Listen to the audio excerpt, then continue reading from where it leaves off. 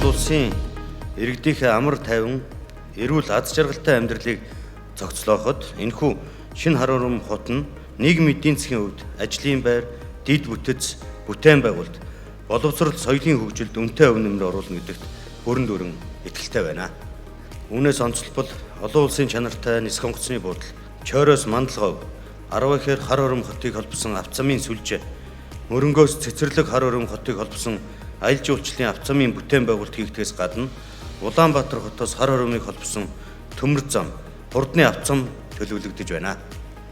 Улсын их хурлаас шинэ хар урам хотыг байгуулах их бүтээн байгуулалтын ажлыг бодит ажил хэрэг болгоход бүх талын дэмжлэн үзүүлэн ажиллаа.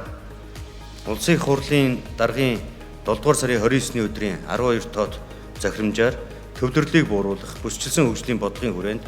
шинэ хар урам хотыг байгуулах